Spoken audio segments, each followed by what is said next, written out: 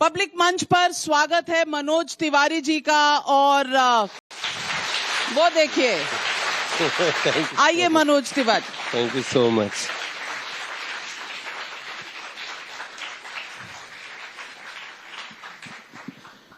मनोज तिवारी जी, आपसे सब लोग सबको बुलाए हैं? आप खुद आए हैं? अच्छा। कुछ हमारी इनविटेशन पे आए हैं, कोई खुद आए हैं। सब मिलना चाहते हैं आपसे, सुनना चाहते हैं आपको। और थोड़ा बता दूं, क्योंकि क्रिकेट आपको बहुत पसंद है तो फील्डिंग के लिए भी तैयार रहिएगा क्योंकि कुछ गेंदें वहां से आने वाली हैं। लेकिन शुरू करते हैं आज का पब्लिक मंच। मनोज तिवारी जी, पूछना चाहती हूं कि गाना भी आप गाते हैं, अभिनय भी करते हैं, क्रिकेट भी खूब खेलते हैं, इतना सब कुछ कैसे कर लेते हैं? और इस बार तो जैसे आपने इन स्विंगर मारा है कि आपने सियासत की पिच पर एकदम out of the stadium ball hit कर दिया। लोग कहते हैं आपने सेंचुरी बना ली वहां जहां 6 आपकी टीम के खिलाड़ी क्लीन बोल्ड हो गए हैं। आप अकेले मेंबर ऑफ पार्लियामेंट हैं दिल्ली में जो रिपीट किए गए हैं। तो ये बताइए, कौन सा गुरु मंत्र है, कौन सा इन स्विंगर है जिसकी वजह से आपकी पार्टी आप पर इतना भरोसा करती है? नहीं, ये एक ऐसा सवाल है ना जिसपे हम नहीं समझते कि हम क्या, हमारे में क्या है। हम तो बस धन्यवाद दे देते हैं। पार्टी का धन्यवाद है, नरेंद्र मोदी जी का धन्यवाद है, और जो जिस क्षेत्र में मैं 10 साल से सेवा कर रहा हूं वहां के लोगों ने भी शायद वो सर्वे में कुछ ठीक ठाक बात करी होगी। हमारे साथ तो आज हमारे क्षेत्र में हमारे विधायक हैं अजय महावर जी, और हमारी जिलाध्यक्ष भी साथ में आई हैं।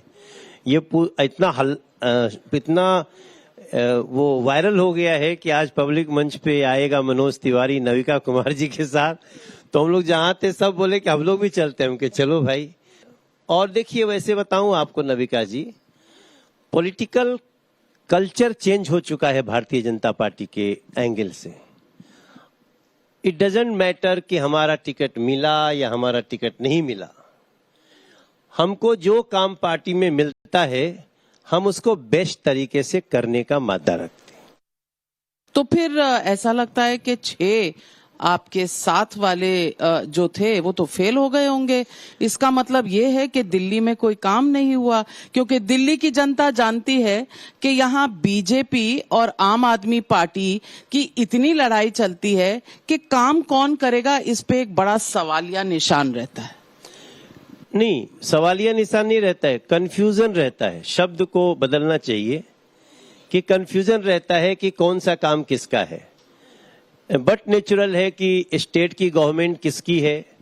हम चुनाव में अपनी तरफ से प्रयास करते हैं, हम फॉर्म भरते हैं, वो एक प्रकार का टेंडर ही है कि हमें दिल्ली चलाने को दिया जाए। हम ये भी करते हैं कि हमें देश चलाने को दिया जाए। हमें देश चलाने को तो मोदी जी को मिला है 10 साल से, लेकिन दिल्ली 26 साल से बीजेपी को नहीं मिली है। इसलिए मैं तो बार बार कहता हूं, प्लीज इस कंफ्यूजन से बाहर निकलना चाहिए दिल्ली को। दिल्ली की जनता बीजेपी को नकार क्यों रही है? वो कहते हैं विपक्ष वाले कि आपके पास सेंट्रल गवर्नमेंट है, दिल्ली पूरा स्टेट नहीं है, आपके पास पुलिस है, आपके पास ईडी है, जो काम करना चाहता है उसे तो आप जेल में डाल देते हैं, और वो जेल का जवाब वोटों से देंगे। अब नकार क्यों रही है जनता दिल्ली में? एक तो मैं बताऊं कि 10 साल से केंद्र में हमारी सरकार है। ऐसा भी समय रहा है जब केंद्र में कांग्रेस है और राज्य में भी कांग्रेस है, और ऐसा 15 साल हुआ है कि 15 साल यहां दिल्ली में कांग्रेस की सरकार रही और 10 साल उसी दौरान केंद्र में कांग्रेस की सरकार रही।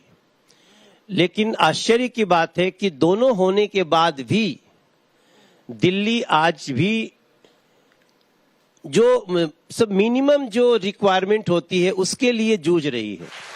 वो कहा जाता है कि एक बिहारी सब पर भारी, लेकिन इस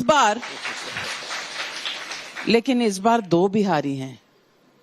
2 बिहारियों की टक्कर है नॉर्थ ईस्ट दिल्ली में, और इस बार उस बिहारी के पीछे दोनों पार्टियां हैं, आम आदमी पार्टी भी, कांग्रेस पार्टी भी। आप जानते हैं मैं किन की बात कर रही हूं? कन्हैया कुमार जी की। और सुनने में ये आता है कि जब से वो मैदान में उतरे हैं आपकी टेंशन थोड़ी बढ़ गई है। हाँ, देखिए चेहरे पे कितना टेंशन आ रहा है मेरे। देखिए, मैं समझता हूं, मैं बहुत सोच समझ के एक बात बोलना चाहता हूं। कन्हैया कुमार जैसे व्यक्ति को किसी राज्य से जोड़ना उस राज्य का अपमान है देश में। कोई बिहार का व्यक्ति वो उनके नाम के साथ, बिहार के नाम के साथ कन्हैया कुमार को नहीं जोड़ना चाहता, क्योंकि जिसकी रोम रोम से जिसके निकलता हो कि भारत तेरे टुकड़े होंगे, रोम रोम से जिसको निकलता हो कि अफजल हम शर्मिंदा हैं, तेरे कातिल जिंदा हैं, जो भारतीय सेना को हमारे देश के लोग देखते हैं ना, तो नहीं भी बोलेंगे तो मन से आएगा जय हिंद, सेना जा रही है। वो हमारी सेना को रेपिस्ट बोलता है। बिहार का व्यक्ति क्या, मैं समझता हूं देश का कोई भी व्यक्ति जो इन बातों को जानता होगा ना, अभी मैं नॉमिनेशन करने दीजिए उनको, मैं जेएनयू की उनके वीडियोस निकालूंगा, बहन बेटियों की एफआईआर निकालूंगा, जो लड़कियों के साथ, बेटियों, स्टूडेंट्स के साथ जो इन लोगों ने किया है ना, मैं देश के सामने लाऊंगा और तब बताऊंगा कि ऐसे लोग किसी मतलब इंसान कहलाने की कैटेगरी में नहीं आते हैं। आप इंतजार कर रहे हैं नॉमिनेशन का, तब निकालेंगे? हाँ, आज क्यों नहीं? नहीं, जरा नॉमिनेशन हो जाए। अच्छा, आपको ऐसा लगता है कि पहले निकाल देंगे तो भाग जाएगा? नहीं नहीं, असली लड़ाई तो अभी शुरू होगी, अब भागेंगे क्या? नहीं तो फिर इंतजार क्यों कर रहे हैं? अगर आपको, आपके पास कोई सबूत है, कोई कुछ है, तो अभी क्यों नहीं निकाल रहे हैं? क्योंकि उन्होंने आपसे एक सवाल पूछा है और वो सवाल मैं चाहती हूं आज इस मंच से आपको दिखाऊं भी। जो सवाल है साउंड बाइट सुनाऊं भी और फिर जवाब लूं भी। कन्हैया कुमार, सुनते हैं।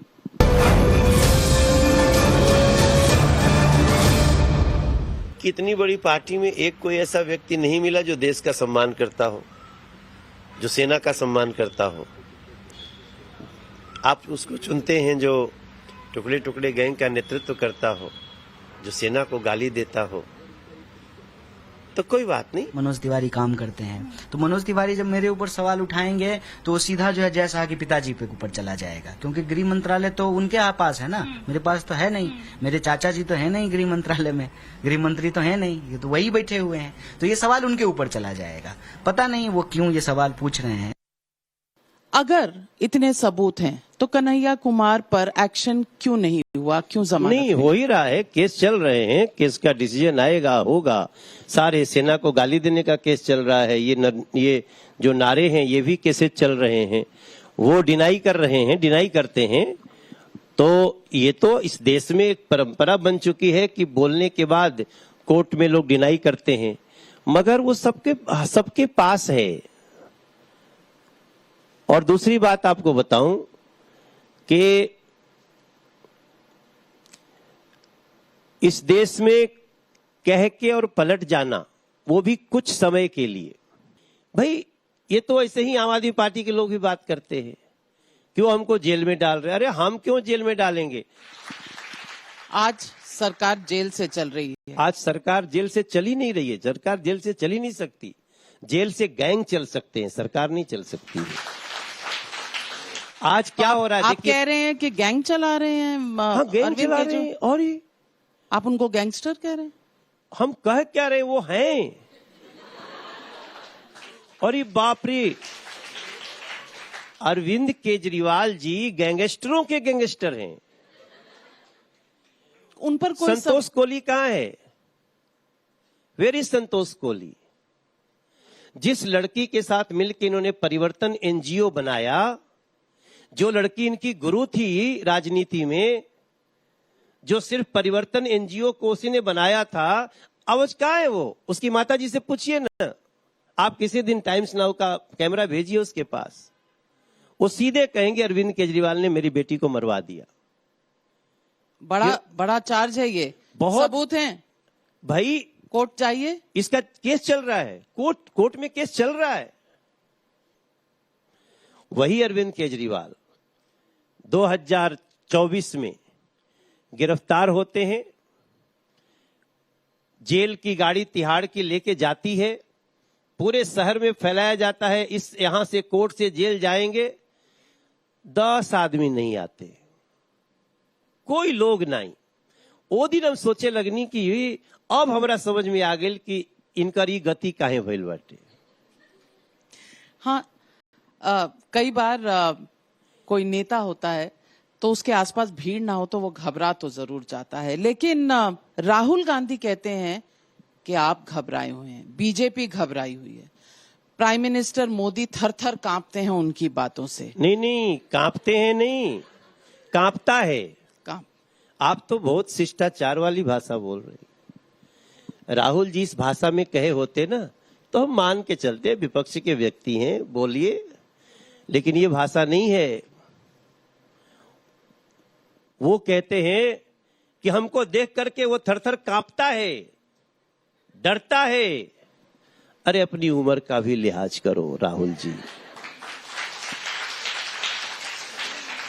इस देश किसी युवा को ऐसा नहीं कहना चाहिए, किसी युवा को ऐसा नहीं कहना चाहिए। नहीं,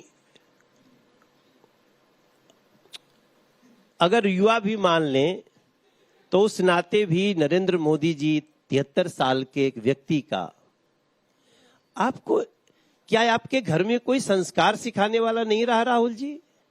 सब आपको देशद्रोही ही बनने के लिए सिखा रहे हैं क्या? उसी रास्ते पे चल रहे हो क्या? आपको कन्हैया कुमारी दिखता है क्या? आप सोचिए, राहुल जी की जो भाषा है उसकी, मेरे मुंह तो मैं तो कुछ भी कहूं तो जी नहीं जाता है। मेरे माता पिता ने ऐसे, अब भारत के ही संस्कार है जी। मैं अरविंद केजरीवाल को बोलता हूं, अरविंद केजरीवाल जी ने पाप किया है, भ्रष्टाचार, तो भी जी निकलता है। Because I am respecting that, क्या बोलते हैं वो जो कुर्सी है, दैट चेयर। भाई मुख्यमंत्री पद पे हैं, अब अभी लड़ रहे हैं हमारी पत्नी बन जाए, मतलब उनकी पत्नी। आतिशी कह रही हम बनने नहीं देंगे। आतिशी कह रही हैं? अरे आपको अंदर की खबर है? बहुत अंदर की। अच्छा, तो क्यों नहीं बनने दे रहे? अरे भाई देखिए, अरविंद केजरीवाल जी पहले कोर्ट में गए, साइलेंट। 7 दिन बाद जब कोर्ट में गए, 7 दिन कोशिश किया कि Atishi, Saurabh Bharadwaj please accept Sunita Kejriwal ji as CM. वो दोनों कह रहे नहीं सर, ये राजतंत्र हो जाएगा, आम आदमी पार्टी खत्म हो जाएगी। ये बोलते तुम लोग हमको ज्ञान दोगे या सुनीता को बनाओगे? ये सब बोले नहीं सर आप विचार करिए। 7 दिन में नहीं माने सब। आपने अंदर कुछ कैमरास लगाए हुए हैं, स्पाई, आप सुनते हैं क्या क्या कह रहे हैं? नहीं, अगला तो आपका कैमरा लगा हुआ था, आपका टाइम्स नाउ का। और जेल के अंदर से कैसे आपको पता चल रहा था? इसलिए पता चला कि जब आए अरविंद केजरीवाल, तुरंत टाइम्स नाउ के कैमरे पे बोला कि जज साहब, ये आतिशी और भारद्वाज भी शराब घोटाले में शामिल है, इनको भी पूछताछ किया जाए। आपको मैं कोट कर रहा हूं, मैं गलत नहीं बोल रहा। उन्होंने स्पेशली कोर्ट में बोला, अच्छा आतिशी और सौरभ भारद्वाज वहीं खड़े थे, ऐसे कांपने लगे, क्योंकि अरविंद केजरीवाल जी जो किंग पिन है शराब घोटाले के, वो कुछ तो उनकी बिगड़ी होगी ना, नहीं तो पहले दिन बोलते भाई आतिशी और सौरभ भारद्वाज जी से भी पूछताछ करो। 7 दिन बाद पूछने का मतलब क्या? इसका मतलब 7 दिन में डील नहीं हुई। तब अरविंद केजरीवाल गुस्सा हुए, बोले हम तो जाएंगे सनम, तुमको भी लेके जाएंगे। तो राहुल गांधी के बारे में क्या सोचते हैं? कुछ गाकर बता दीजिए। नहीं, उनका नाम लेते ही सुर बिगड़ जाता है। आप अरे नाम लेना हो, गाना अगर सुनना हो तो कोई अच्छा नाम लो भाई, जो लोग अच्छी बात करते हो। जब नाम ही लेते ना, सुर इधर उधर सब गड़बड़ चला गया। क्यों? सा ही नहीं मिल रहा है मेरा। सा समझते हैं? बिल्कुल समझते। सारे गम बदनी सा नि द प म ग रे सा। अब ये सुर है, सारे ग रे ग म म द द नी सा। राहुल अब आपने कहा राहुल गांधी बिगड़ गए, आशा जी ने सब गया उससे। पता चले कि रिंकिया के पापा की जगह कुछ और गाने लगे हम। देखिए क्या होता है, मैं बताऊं आपको, मैं बहुत ट्रेडिशनल पॉलिटिशियन नहीं हूं। मेरे घर में कोई गांव का प्रधान भी नहीं रहा है अभी तक। मैं 2 बार सांसद रहा, मैं प्रदेश का अध्यक्ष रहा, और प्रदेश के अध्यक्ष में भी हमारा 3 साल का कार्यकाल होता है, हम 6 महीना ज्यादा रहे। और आम आदमी पार्टी तब 70 में 67 सीट जीत के आई थी जब मुझे अध्यक्ष बनाया गया। तीसरी बार एमसीडी का चुनाव हो रहा था, कोई नहीं बोल रहा था कि बीजेपी जीतेगी। मुझे कहा गया कि मनोज तिवारी आप शहीद हो जाओगे इसमें, छोड़ दो अध्यक्ष का पद। मैंने कहा पहले ही क्या है कि छोड़ूं, जो होगा देखा जाएगा। मैंने कहा कि चल एक बार और जाल फेंक रे मछेरे, ना जाने किस मछली में बंधन की चाह हो। मैंने पूरे मन से चुनाव लड़ा और बहुत सारी मछलियां आ गई। नहीं मछलियां पर ये तो पुरानी बात हो गई। नई बात में राहुल गांधी कहते हैं अब की बार 400 पार तो नहीं, 150 पर रुक जाएगी बीजेपी। क्या सुर इसलिए आपका बिगड़ जाता है? नहीं नहीं नहीं नहीं, राहुल गांधी जी ही 400 पार करा रहे हैं।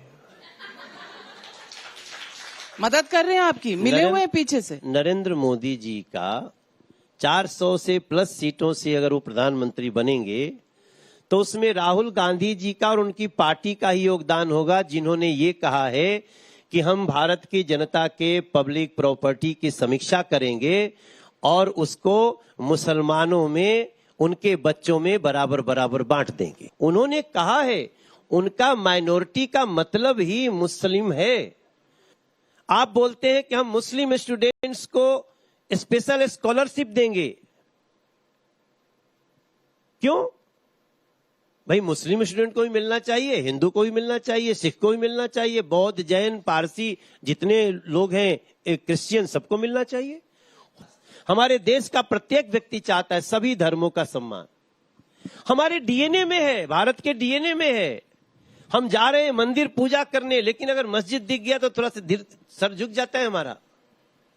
हमें लगता है वहां भी कोई देवता है, ठीक है, वो अपने ढंग से हैं। हम तो जो हम सत्य सनातन की बात करते हैं, अभी मैंने एक गाना गाया था, राम जी की प्राण प्रतिष्ठा हो रही थी कि जय श्री राम जय श्री राम जय श्री राम कहेंगे, राम के थे राम के हैं, हम राम के रहेंगे। राम के थे राम के थे मतलब मर्यादा के थे, मर्यादा के हैं, मर्यादा के त्याग के थे, सत्य के थे। राम मतलब मर्यादा, राम मतलब सत्य, त्याग। और उसमें हमारा धर्म कहता है कि रेस्पेक्ट एवरी रिलीजन। तो फिर रिस्पेक्ट कहाँ है जब आप ओपनली हिंदू मुस्लिम कह रहे हैं, मुसलमान को घुसपैठिया कह रहे हैं? ये सवाल विपक्ष उठाती है। ये सवाल विपक्ष उठाती है कि अगर आपको 400 पार होना ही है, आप जीत ही रहे हैं, तो हिंदू मुसलमान पर क्यों आ रहे हैं? हम कभी नहीं करते। ले नहीं हमारे तो देखिए भारतीय आप ने तो मुसलमान वर्सेस राम कर दिया अभी। नहीं, हमने कहा कि व्हाई ओनली मुस्लिम स्टूडेंट्स। अगर हमें छात्रवृत्ति देनी है स्पेशल तो सबको देनी चाहिए। हम इस बात हम नहीं कर रहे हैं, हमारा तो सबका साथ सबका विकास है। चलिए, बहुत से पब्लिक के सवाल हैं, तो पब्लिक के सवाल जो ट्विटर पर भी आ रहे हैं, सोशल मीडिया पर भी आ रहे हैं, और यहाँ हमारी ऑडियंस में भी कई स्टूडेंट्स हैं जो फर्स्ट टाइम वोटर्स हैं, सवाल पूछना चाह रहे हैं। सबसे पहले यूट्यूबर मनीष कश्यप को बीजेपी ज्वाइन कराने में आपकी भूमिका भी रही है, ये पूछ रहे हैं विशाल सिंह बलिया से। मनीष कश्यप को लेकर बीजेपी की क्या प्लानिंग है? जब उनकी गिरफ्तारी हुई थी तो बिहार में नीतीश जी की ही सरकार थी और आज नीतीश जी बीजेपी के साथ हैं, क्या कहेंगे? मनीष कश्यप एक यूट्यूबर पत्रकार के रूप में उभरे, गरीबों की लड़ाई लड़ रहे थे। वो डेवलपमेंट इश्यूज को बहुत अच्छे से कवर करते थे। बिहार की जनता ने और देश के लोगों ने बहुत अच्छा फॉलो करना शुरू किया। उन्होंने एक पुल के बारे में कहा, ये गलत बन रहा है, गिर जाएगा। गिर गया। सरकार ने नहीं माना, पुल गिर गया। उसमें और पुल बनाने वाले आपके साथ पुल बना गए? नहीं, पुल बनाने वाले देखिए, जब वो उस लड़के को गिरफ्तार किया गया, उसके ऊपर राष्ट्रीय नेशनल सिक्योरिटी एक्ट लगाया गया और उसको 9 महीने तक जेल में रखा गया। उस दौरान मैं उसके जेल में मिलने गया, मुझे मिलने नहीं दिया गया। मुझे जेल में एज सांसद जेल में मनीष कश्यप से मिलने नहीं दिया गया और वो जिद थी तेजस्वी यादव जी की। अच्छा, नीतीश कुमार जी को बचा लिया आपने? नहीं, सरकार उनकी थी, मुख्यमंत्री वो थे, पर जिद थी तेजस्वी यादव। नहीं, बट मनीष से खुद ही बात करिएगा, उसका सारा प्रॉब्लम उसको किया, वो तेजस्वी बाबू ने किया। और जब वो बाहर निकल के आए तो फिर मैं उनके घर गया। मनीष जितना लोगों में लोकप्रिय है, तो कई लोग चाहते थे कि मनीष उतना आगे न बढ़े, वो जाकर के इधर उधर टकरा जाए। मैंने उसको अच्छा रास्ता दिखाया और आने वाले समय में मनीष सेवा करेगा अच्छे से, वो मुख्य धारा में आएगा। बिहार के चुनाव में लड़ेगा? हाँ, लड़ेगा, चलिए, लड़ सकता है। तो मनीष कश्यप हो गया फिट, अब पवन सिंह कब फिट होगा? क्योंकि अगला सवाल शशिकांत बेतिया बिहार से पूछ रहे हैं, आप पवन सिंह को मनाने की बात कर रहे हैं, तो मैं ये जानना चाहता हूं कि बीजेपी ने उन्हें जाने ही क्यों दिया आसनसोल से, और अब वो निर्दलीय लड़ रहे हैं, अब उनको भी फिट करने की आपकी जरूरत पड़ेगी। बीजेपी ने ही उनको टिकट दिया। आसनसोल से किसने टिकट दिया? भारतीय जनता पार्टी की फर्स्ट लिस्ट आई थी, उसमें उनका नाम था। पवन मेरे छोटे भाई जैसे है, वो मेरा छोटा भाई है और मुझे उस पर बहुत विश्वास है, तो उसने आसनसोल से लड़ने से मना कर दिया। बाकी तो मैं तो यही बोला ना कि मैं ब्रेक के बाद मिलेगा, बाकी ब्रेक के बाद बाकी देखते रहिए मनोज तिवारी कब किसको फिट करते हैं, यही कह रहे हैं। चलिए, जनता के सवाल। पहला सवाल यहां से।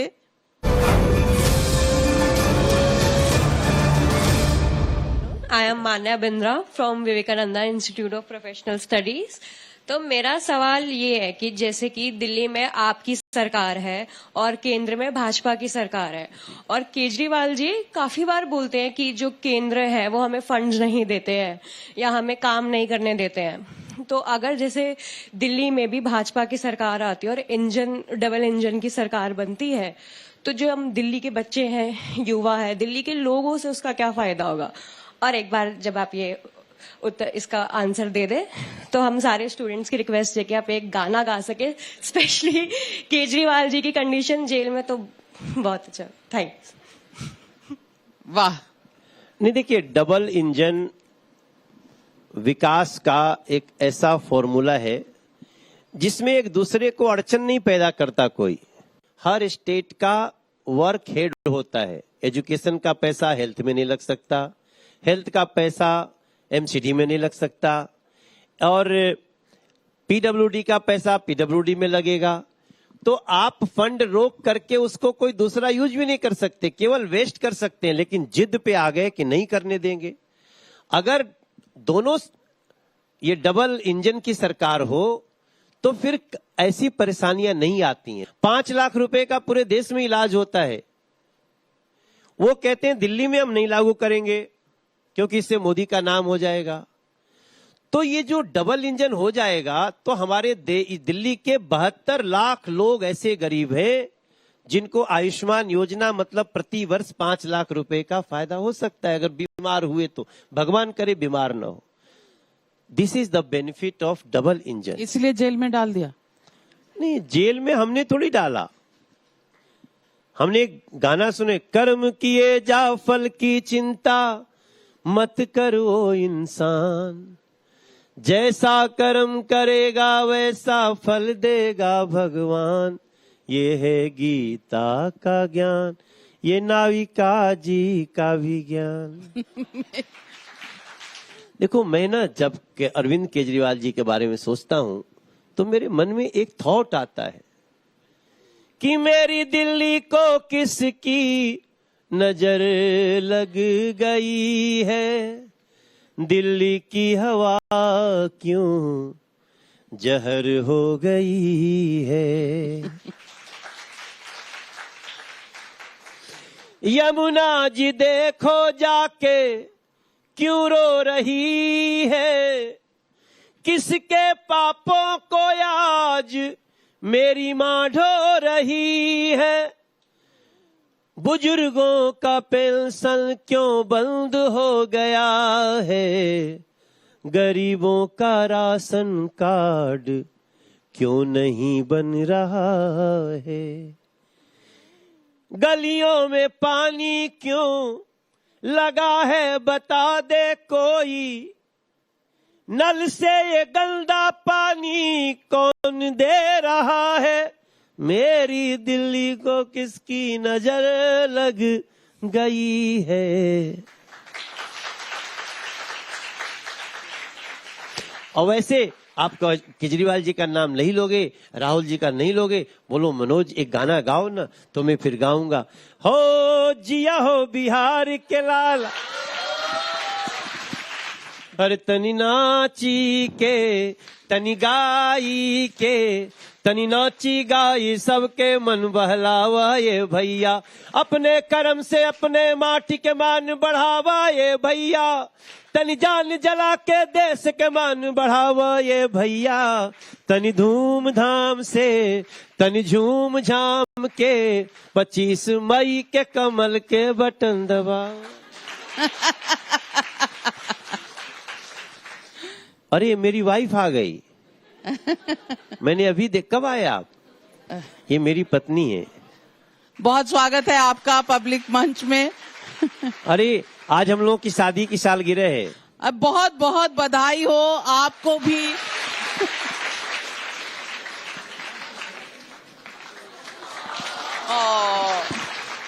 बहुत बहुत बधाई हो आपको, आपकी पत्नी को। चट देनी मार देली खींच के तमाचा, ही हंस देले रिंकिया के ही। तो ऐसा करती नहीं, लेकिन चलता है। नहीं, आपने कहा था बहुत जल्द रिंकिया की मम्मी भी आने वाले, तो वो गाना आप कब लाने वाले हैं? मेरा एक ये सवाल है आपसे।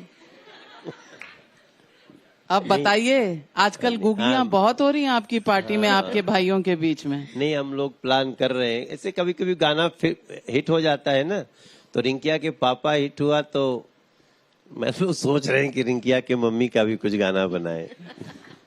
मगर डर लगता है, पता नहीं कौन किस अंदाज में ले जाए। यहाँ तो तिल के ताड़ बनते देखे हैं, यहाँ हमने तिल के ताड़ बनते देखे हैं, और खुद ही करते हैं भ्रष्टाचार, फिर इंसुलिन का पहाड़ बनते देखे हैं। वो रहते हैं जेल में, खाना आता है घर से, और खाने में आता है आम, मिठाई, और है वो क्या कहते हैं उसको, डायबिटिक व्यक्ति हैं। उसके बाद भी मिठाई खाना, मतलब फोन नहीं बताएंगे कि फोनवा कहाँ रखा हुआ है, फोन का कोड वर्ड नहीं बताएंगे, पासवर्ड, लेकिन ये जरूर कहेंगे देखो जी मेरी तबीयत खराब हो गई, मैं तो मेरे बिल दे दिया जाए। आप तो कहते थे कि हम जिंदगी गुजार सकते हैं पहाड़ में, अब कुछ दिन गुजारो तिहाड़ में। हम अरविंद केजरीवाल जी को दोषी थोड़ी बोल रहे थे।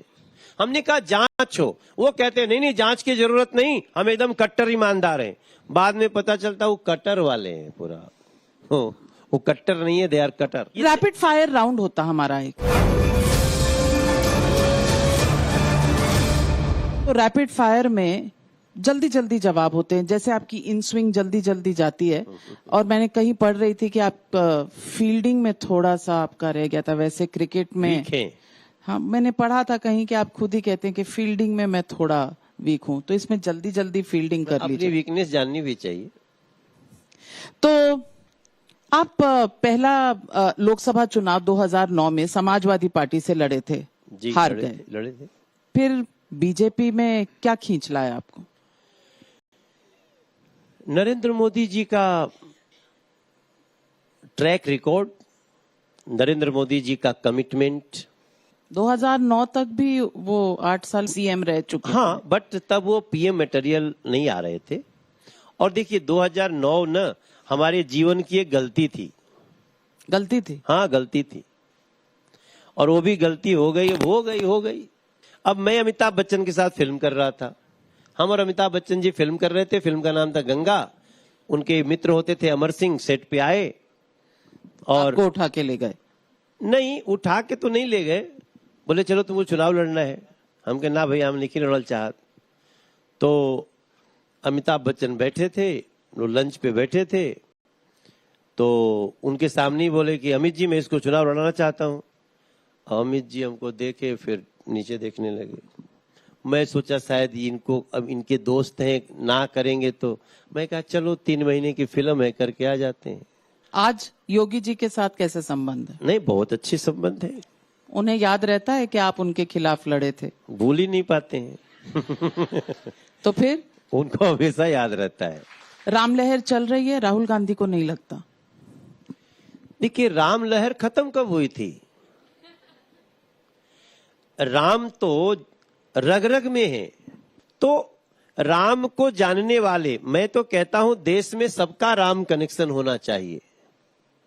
राम कनेक्शन मतलब, राम का कनेक्शन ये भी तो है कि प्रातः काल उठ के रघुनाथा, मात पिता गुरु नावहि माथा।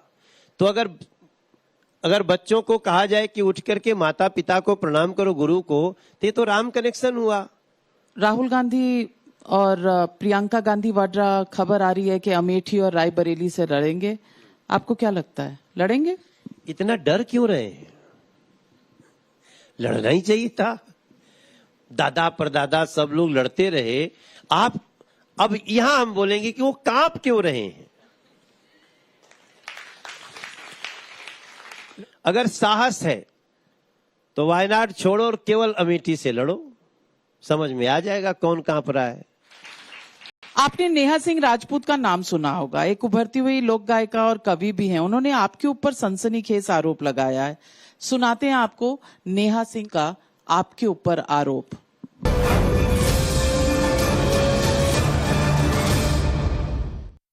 ऐसे फूहड़ और इतने गंदे गंदे गीत इन्होंने गाए हैं कि ये खुद अपनी फैमिली के साथ नहीं सुन सकते।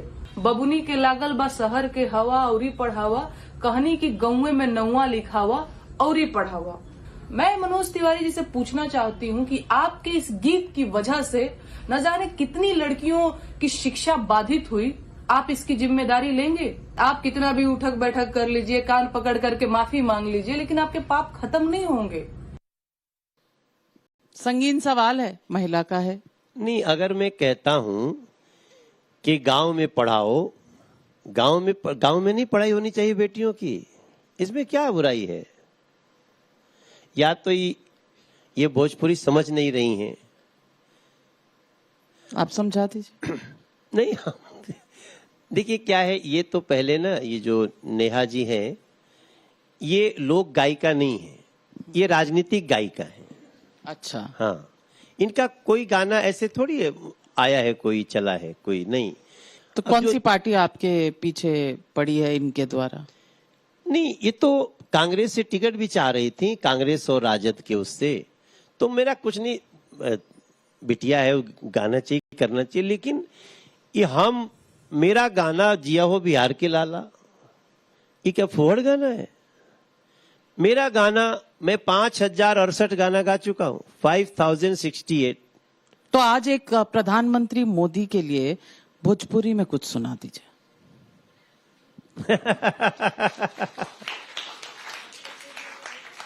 नहीं, हम तो प्रधानमंत्री जी खातिर एक ही भाव गाना चाहते हैं कि देश के बड़हर खुशियन के हो गई मुहूर्त बा, और तीसरी बार फिर से हमके मोदी के जरूरत बा। तीसरी बार फिर से देश के मोदी के जरूरत बा। मन उनकर साफ बा, हो रहल इंसाफ बा, नियत में खोट नहीं खे, हो रहल विकास बा। अरे अब की बेरी देशवा में 400 पार वाली मूरत बा। आ लड़का लोग भी बोल रहल बा, यूथ सारा बोल रहल बा, मोदी के जरूरत बा। नविका जी, मैं ना, हम भोजपुरी को शालीन मर्यादित करने के लिए जाने जाते हैं। बस खाली सिनेमा के गाना के लिए मुझे मत दोष देना, क्योंकि सिनेमा का डायरेक्टर कोई होता है, हम कैरेक्टर प्ले करते हैं। तो सिनेमा का कैरेक्टर, अगर कोई कैरेक्टर बहुत बदमाश टाइप का है तो इसी बात करेगा। बाकी मेरा जो व्यक्तिगत है, हाँ, जीवन में कभी कभी छोटी मोटी गलती हो जाती है। मैं कहाँ कह रहा हूं कि हमसे गलती नहीं होगी, बट अगर गलती हो गई होगी तो मैं तुरंत सॉरी बोलूंगा। उसमें बहुत बड़ी बात है, कोई नेता सॉरी बोलता हुआ आज तक मुझे दिखा नहीं। आप कह रहे हैं कि गलती होगी और सॉरी कहेंगे, तो ये दिखाता है जमीन से जुड़े हुए जो इंसान हैं, गलतियां भी करते हैं, आगे भी बढ़ते हैं। तो मनोज तिवारी जी, आज तो ये पूछना पड़ेगा कि बिहार में लालू बा के नीतीश बा, किसको सपोर्ट बा? नरेंद्र मोदी नीतीश जी के साथ निभावा ये भैया, बिहार के परचम और आगे बढ़ के सजावा ये भैया। 40 के 40 सीटवा बिहार के एनडीए के पठावा ये भैया भैया। अभी कुछ ही दिन पहले तो आप नीतीश कुमार को कह रहे थे कि विधानसभा में अश्लील बातें कह रहे थे। इससे मुझे माफ कर दीजिए। देखिए, अब बात निकलेगी तो दूर तलक जाएगी, लोग बेवजह उदासी का सबब भी पूछेंगे। हाँ, पूछेंगे। लेकिन देखिए, नीतीश जी से हमारी भले ही है, लेकिन मैं नहीं चाहता कि कोई व्यक्ति महिलाओं के प्रति इस तरह की अभद्र टिप्पणी करे, वो कोई भी हो। नीतीश जी से ये बात निकली, देश के सब लोगों को बुरा लगा, हमें भी बुरा लगा, बट हम थोड़ा सा रिएक्ट ज्यादा कर गए। उन्होंने अपनी गलती मान ली, हमने भी मान ली। अब क्या करते हैं? मुझे इस विषय में अब कुछ नहीं कहना चाहता हूं, लेकिन जो व्यक्ति अपनी गलती मान ले। नहीं मानी उन्होंने कोई माफी नहीं मांगी। नहीं, उन्होंने उनके नहीं, आपको ज्वाइन कर लिया होगा, पर वो माफी नहीं कहलाती जनता की नजरों में। नहीं, उन्होंने अपने बयान के लिए भी खेद मांगा, खेद किया, प्रकट किया है। तो मनोज तिवारी जी, रैपिड फायर का आखिरी, राहुल गांधी अब की बार कि नरेंद्र मोदी 400 पार? राहुल गांधी कंपटीशन में है कहां? राहुल गांधी जी कंपटीशन में तब माने जाते जब वो कह देते कि हाँ, मैं हूं, लड़ रहा हूं, मैं हूं पीएम का, इंडिया अलायंस का कैंडिडेट। क्या उन्होंने कहा? कह ही नहीं सकते। राहुल जी को उनके सलाहकारों ने समाप्त कर दिया। सलाहकार कैसे समाप्त कर सकते हैं नेता को? जब अपनी बुद्धि नहीं होती है तो हो जाता है ऐसे। मैं एक दिन संसद में बैठा था, उनको किसी ने दिया होगा कि आप आज जाओगे और नरेंद्र मोदी जी को गले लगाओगे। आप लोग याद कर रहे हो ना वो सीन? अब मैं बैठा हूं, उधर राहुल जी, उधर प्रधानमंत्री जी नरेंद्र मोदी जी। जब वो उठे इधर से, अब जब ये करना शुरू किए ना, जब वो ये करना शुरू किए ना, तब मुझे लग गया कि कोई सिखाया था, इसने सीन खराब कर दिया। क्योंकि या तो जाइए, या तो जाके प्रणाम कर लीजिए, या नहीं खड़े हो रहे हैं तो आप जाके। लेकिन ये कहना मतलब उठो उठो, देश का बहुत बड़ा राजा आया है, उठो मुझसे मिलो, हम के ले गया, डुबा दिया। स्क्रिप्ट फॉलो करने के लिए भी कुछ समझदारी होनी चाहिए। चलो। और आपकी भी नई फिल्म आने वाली है, उसका हाँ, मेरी वो एक भैया जी मनोज बाजपेयी की, पता नहीं आप लोगों में से कोई, मैंने उसका टाइटल सॉन्ग गाया है। तो भैया जी गा दीजिए। वो गाना है ना, जे का बाघ का करे जा दे के ऊपर वाला भेजा, ओ काकाई डरवाई गुनहगार नगरिया, हो जे सारा जीवन दुख झेल, हरदम खतरे से खेल, ओके कैसे के डेराई गुनहगार डगरी, जे का बाघ का करे जा दे के ऊपर वाला भेजा, हो काकाई डेरवाई गुनहगार नगरिया।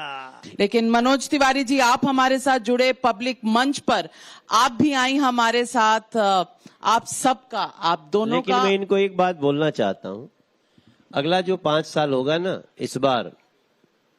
इस 5 साल में दिल्ली को इन समस्याओं से मुक्त करेंगे। बहुत अच्छी बात कही, और मैं आपको आमंत्रित करूंगी, आइए आप स्टेज पर आइए, पब्लिक मंच पर आइए, और आज इस खास अवसर पर हम आपको भी यहां स्वागत करते हैं आपका।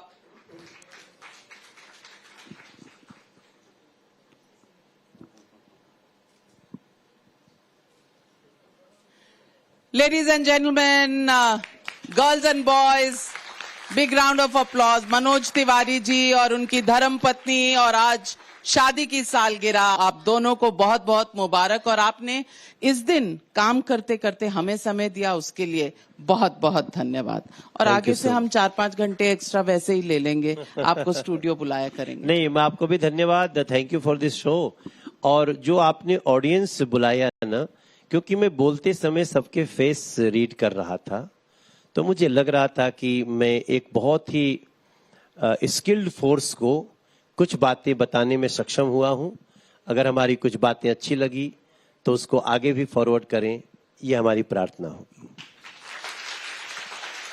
Thank you very much. Thank you for this very special episode of Public Munch.